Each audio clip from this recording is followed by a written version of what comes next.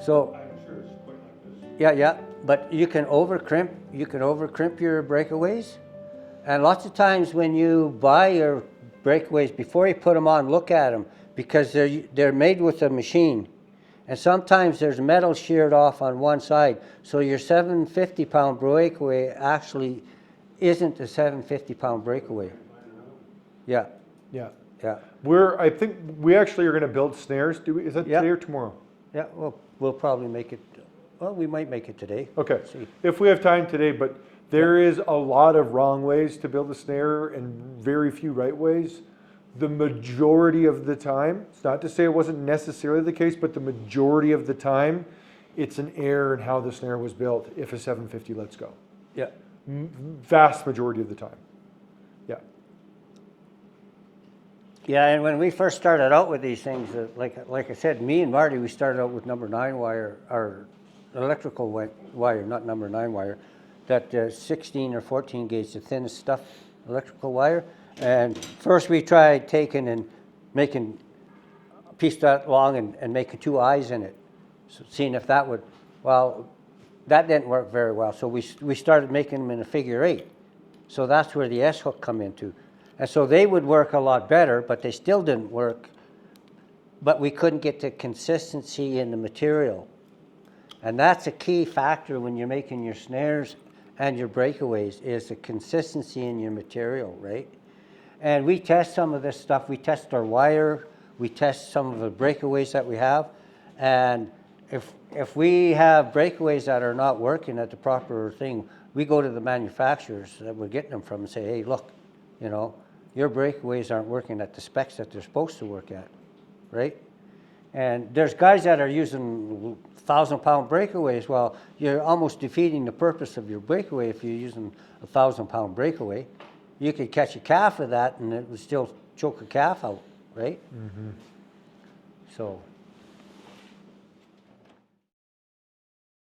those snares off of an animal, make sure that you cover your eyes in that to make sure that when the spring fires off, one of those washers doesn't come back and hit you in the face. That's one of them thing to kind of notice. So the killing end and the tail end of the snare. So there's 2 parts to the snare. Personally, myself, I don't like these barrel swivels. I rather use the other type of swivel. But each to his own, and that's the way we're making them. Swivels are an important part of the capture. It helps the cable not to unravel too much.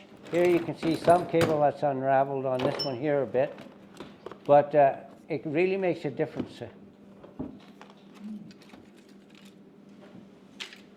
When you're using leg hole traps, restraining traps there, that's the same thing. You got to have swivels and shock absorbers and stuff in your equipment to make it work properly.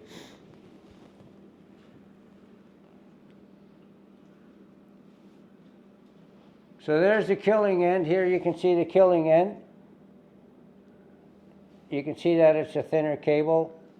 And there's the anchoring end, the tail end. Just to add a point to that with snares, we'll clear the air. The anchor end, one size fits all.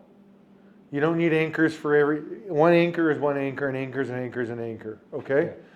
You can use the same anchor for a fox as for a coyote as for a wolf. Just build them all for wolves. Whatever the biggest is, build them for that. You can use them for the rest. The critical part is in the components on the killing end, the snare end, particularly in the size and diameter of the snare you're using, and in the size or breakaway strength of your breakaway device, right? Those are 2 big things. Your breakaway, you want to use the smallest you can with whatever your targets are. Your cable, you want to try and use, you know, essentially the biggest you can without being too big. So they're almost contrary, because you don't want to use bigger than needed, but like Ken said, going to the smallest is not really the smartest anymore because of cable quality. But 1/8 is too big. You want to get away with smaller if you can help it, right? So 564 is good middle ground. Optimum length for the cable end, like the anchor end is? Doesn't matter, it depends on your timber. I mean, if every tree you're going around is this big around, obviously you don't want to just short yourself every time because you're rigid about 3-foot anchors, right? But there's nothing wrong with double anchoring to get the extra length you need, you know, shorten it up a little bit with an extra wrap, like a third wrap, whatever the case. You'll note there is a real sweet spot for length of anchor. You don't want it so short that they can't get any kind of a run and tug or you get wrapped around other trees. But you also don't want it so long that it's so loose that they can almost get snagged in it and like wrapped in it, because there's like loose cable that's not taut. There's so much. So there's this sweet middle ground. Yeah. We had a couple of guys that had breakaways let loose, and we asked them to send in a couple of their snares so we could see what was the reasoning. They were using 20-foot cable. Well, can you imagine how long a wolf can take a run at that? Like, he can take 2 jumps before he hits the end of that. Like, can you imagine the power he's got in on that the second jump? Well, and you got to remember, when you increase speed, that's an exponential increase to kinetic energy applied to the force, right? Speed, mass is linear in progression when you talk about momentum in that. Speed is not linear. Speed is exponential. It's squared, right? So,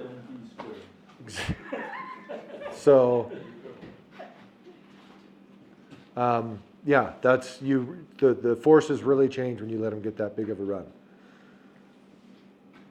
Yeah, and so the tail wire could be used for quite a few times as long as your swivels are good. Like I say, I like the other type of swivel because here you need to take that there anchor home to put another snare on it. Yeah. Whereas with the other type of swivel, you can just take and slide your new snare in it and away you go. I'll be fairly blunt. The ATA promotes the barrel swivel because it's technically the best swivel. But like the reality is most people like the other swivel because you can do it in the field. You need that swivel for all of a few seconds, the majority of the time. It doesn't, like, it should be dead before that swivel is swiveling so long that the difference in quality of swivel between, I have one here, so I'm here. I'll find it if you don't know what I'm talking about when we have a break, and I'll show you. But it's basically the spun wire as a swivel, but it's got a big ring that you can fit your snares on so you can replace on the fly, and it's not more tools, more stuff. It's simple, and it works. What we find teaching is that with snaring specifically, there's so much that unless you're right up close with them talking, it doesn't matter if we're holding it in the air or in the field doing it, unless every person is right there at the specific piece we're talking about, like almost half the room is not actually getting what we're talking about. And they'll even think they are. They're like just literally focusing on the wrong thing and don't know it, which is why we have all these slides. We show you the literal piece we're trying to talk about. It's just so we can all be on the same page, because with snares specifically, you know, we promote you building your own. Unlike all the other types of trapping, we say, no, build them, do it, it's cheaper, right? But the onus is on you, and you got to get it right. Otherwise, what happens if you do it wrong is brutal. You know, it's a brutal death every time, and it's awful. And it's why a lot of provinces and all of the states and majority of the planet aren't allowed to do it anymore. There's a lot of ways to F this up, right? So we have the strictest trapping regulations here in Alberta and all of North America. You can go to Quebec and set a snare or a trap and not go and check it till the last day of the season, which makes no sense, but that's what they have, right? So. But here you can set snares where a lot of places you can't. Free hanging snares. Free hanging. So that means, the essentially it's a snare where there's no like genuine mechanical piece. These are kind of entering this weird new classification that likely are going to get their own name once we get enough research and data to like quantifiably isolate them as their own thing because of this little spring here. But prior to this, it was just the loop and lock, right? Yeah. That's what we refer to as free singing, where the animal has to apply the force, whereas a power ram, which I don't think I brought, I can bring it for tomorrow. That's where you got the great big spring and it applies the killing force. The animal just has to trigger it, right? So that puts it into a different category. So Saskatchewan, Manitoba both can use power rams. They cannot use these. It might change with research. It might change that they'll actually be able to, possibly, pending how these get classified with the new springs on them, as being mechanical or not, but as it stands right now. They could very well be in the same class as the power ram. Well, there's people in high places in our province trying to put us in the same position where they want to get rid of these as well. And they've got good reason to do so. And it's because of people not doing it well. And you have to do these well. Did you like this video? If you did, I think you're gonna like this one right over here. So check it out. And I appreciate your subscribing if you haven't done so already. Remember to do that while you're watching this next video. Click like, it all helps us out for this channel. Catch you next time.